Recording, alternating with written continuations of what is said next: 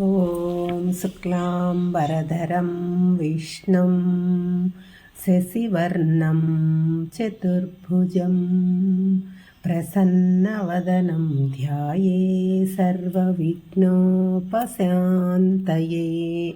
ॐ श्रीकृष्णपरब्रह्मणे नमः। श्रीमद्भगवद्गीता अध त्रयोदशोऽध्यायः। क्षेत्रक्षेत्रज्ञविभागयोगः। 32వ శ్లోకం. అనాదిత్వాత్ నిర్గుణత్వాత్ పరమాత్మాయమవ్యయః శరీరస్థోపి కౌంతేయ న కరోతి న లిప్యతే. మనం తెలుసుకోవాలి అనుకుంటున్న బ్రహ్మ ఎలాంటి వాడు అంటే, ఆ బ్రహ్మతత్వానికి మొదలు లేదు, ఆఖరు లేదు, సత్వరజస్తమో గుణములు లేవు. అవ్యయుడు అంటే నాశనము లేని వాడు.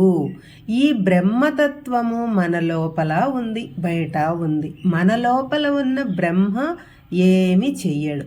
మనం చేసే కర్మలను కేవలం సాక్షిగా చూస్తుంటాడు.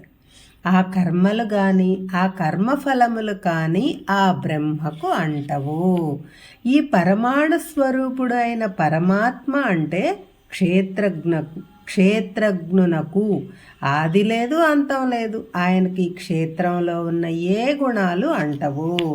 ఈ క్షేత్రజ్ఞుడు నిరంతరము ఈ క్షేత్రములో ఉన్న క్షేత్రము యొక్క గుణములు వాసనలు ఆయనకు అంటవు.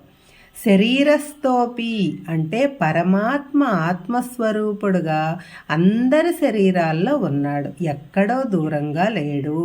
మనం లోపల ఉన్న పరమాత్మను వదిలి ఆయన కోసం ఎక్కడెక్కడో తిరుగుతుంటాం. అందుకే దేహమే ఒక దేవాలయం అని అంటారు. ఆ దేవాలయంలో ఉన్న ఆత్మస్వరూపమే దేవుడు. ఆ దేవుడు ఏమీ చెయ్యడు, మనం ఏమి చేసినా చూస్తుంటాడు.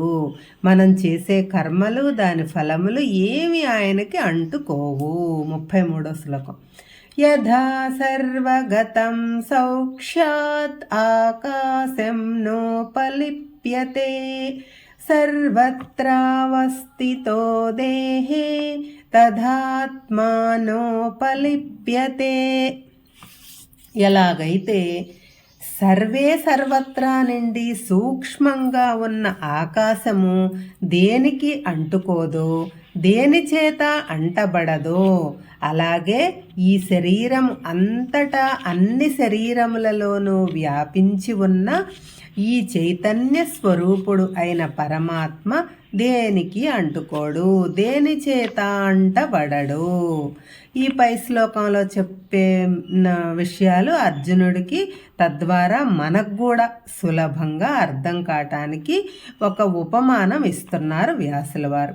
పరమాత్మను ఆకాశంతో పోల్చారు. మనం విష్ణువును ప్రార్థించేటప్పుడు విశ్వాకారం గగన సదృశం అని అంటాము. అంటే సర్వవ్యాపి అయిన విష్ణువు విశ్వమే ఆకారముగా కలవాడు. గగనము అంటే ఆకాశముతో సమానమైన వాడు అని అర్థం. అందుకే పరమాత్మను ఆకాశంతో పోల్చారు వ్యాసుల వారు. ఆకాశం అంటే శూన్యం, అది మనకు కనపడదు, సూక్ష్మంగా ఉంటుంది, కానీ అది అంతటా ఆవరించి ఉంటుంది. మన శరీరంలో కూడా ఆకాశం ఉంది. ఏ వస్తువుకైనా అవకాశం ఇచ్చేది ఆకాశము. మనలో ఉన్న ఊపిరితిత్తులు గాలి రావటానికి పోవటానికి అవకాశం ఇస్తాయి. అలాగే మన జీర్ణకోశము ఆహారము నీరుకు చోటు ఇస్తుంది. మన శరీరం కూడా ఈ ఆకాశంలో కొంత చోటు అంటే 6 అడుగులు ఎత్తు, 2 అంగుళాల పొడవు, 2 అంగుళాల వెడల్పు కలిగిన స్పేస్ ఆక్రమించి ఉన్నాము. ఈ గ్రహాలు, నక్షత్రాలు, పాలపుంతలు అన్నీ కూడా ఈ అనంత ఆకాశంలో కొంతమేర ఆక్రమించి ఉన్నాయి. అంటే ఆకాశం మన లోపల బయట అంతా నిండి ఉంది. ఎలా అయితే ఆకాశం ఈ విశ్వమంతా నిండి ఉందో అలాగే పరమాత్మ కూడా పరమాణు రూపంలో అంతటా, అంటే మన శరీరం అంతటా, శరీరం బయట నిండి ఉన్నాడు. ఈ ఆకాశంలో ఉన్న ఈ నక్షత్రాలు, గ్రహాలు, తోకచుక్కలు, ఉల్కలు, వీటి నుంచి వచ్చే ఏ పదార్థము కానీ దుమ్ము, అణుధూళి ఆకాశానికి ఏ మాత్రం అంటుకోదు. అలాగే ఈ అనంత విశ్వం అంతటా, మన శరీరం అంతటా నిండి ఉన్న ఆ పరమాత్మ దేనికి అంటుకోడు, ఏమి చెయ్యడు. ముఖ్యంగా ఈ క్షేత్రంలో ఉన్న 3 గుణాల ప్రభావం, దోషములు, మనం అనుభవించే సుఖాలు, దుఃఖాలు, జనన మరణాలు, మానవమానాలు, శీతోష్ణములు ఆయనకు అంటాం. కేవలం అంతటా ఉన్నాడు అంతే. కాకపోతే మనం మన అజ్ఞానం వలన మనం చేసే పనులన్నీ నేనే చేశాను అనుకుంటూ అన్నీ జీవాత్మకు అంటగడుతుంటాం. కాబట్టి మనం అందరం ఈ దేహమే ఒక దేవాలయం, అందులో ఉన్నవాడు పరమాత్మ అని తెలుసుకొని ఎటువంటి చెడ్డ పనులు, దుర్మార్గాలు చేయకుండా, పాప పనులు చేయటానికి సంకల్పించకుండా నిష్కామ కర్మలు చేయాలి. వారు ఏ కులము, మతము, జాతి, ఆడ, మగ ఎవరైనా సరే అందరిలో పరమాత్మ నిండి ఉన్నాడు అని అనుకోవాలి. ఆ పరమాత్మను దర్శించటానికి ప్రయత్నించాలి. దాని కొరకు జ్ఞానం సంపాదించాలి. అప్పుడు జ్ఞాన నేత్రంలో పరమాత్మను దర్శించగలము. 34వ శ్లోకం. యథా ప్రకాశయత్యేకః కృత్స్నం లోకమిమం రవిః క్షేత్రం క్షేత్రీ తథా కృత్స్నం ప్రకాశయతి భారత. ఎలాగైతే సూర్యుడు ఒక్కడే ఈ భూమండలాన్ని, ఇతర గ్రహ మండలాలను, చంద్రుడు మొదలగు ఉపగ్రహాలను ప్రకాశింపజేస్తున్నాడో అలాగే సకల జీవరాశుల క్షేత్రములలో ఆత్మస్వరూపుడుగా ఉన్న పరమాత్మ సమస్త క్షేత్రములను ప్రకాశింపజేస్తున్నాడు.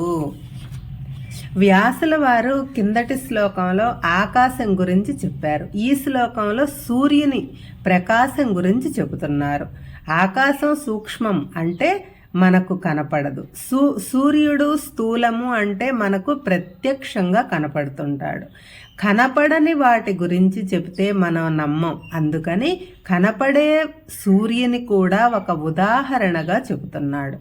సూర్యుడు నిరంతరం వెలుగుతూ తన ప్రకాశంతో లోకాలను వెలుగులతో నింపుతున్నాడు. భూమి తిరగటం వలన మనకు రాత్రి పగలు ఏర్పడుతున్నాయి.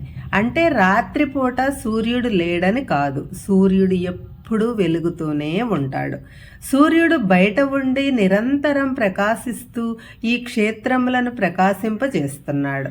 అలాగే మన లోపల ఉన్న ఆత్మస్వరూపుడు అయిన పరమాత్మ కూడా మన దేహంలో ఉన్న మనస్సును, బుద్ధి, ఇంద్రియములలో చేతనాశక్తిగా ప్రకాశిస్తున్నాడు. ఎలాగైతే సూర్యుడు గంగాజలంలోను, మురికి నీటిలోను, పవిత్ర స్థలంలోను, అపవిత్ర స్థలంలోను సమానంగా తన వెలుగును ప్రకాశింపజేస్తూ కూడా దేనికి అంటకుండా ఉంటాడో అలాగే పరమాత్మ ఆత్మస్వరూపుడుగా అందరి శరీరములలో, అంటే సన్మార్గులు, దుర్మార్గులు, జంతువులు, పక్షులు, అన్ని జీవరాశుల్లో ప్రకాశిస్తూ దేనికి అంటుకోడు. సూర్యుడు ఎలాగైతే ఈ లోకంలో ఉన్న జరిగే సమస్త కార్యాలకు సాక్షిగా చూస్తున్నాడో అలాగే మనలో ఉన్న ఆత్మ కూడా మనం చేసే పనులను సాక్షిభూతంగా చూస్తూ ఉంటుంది.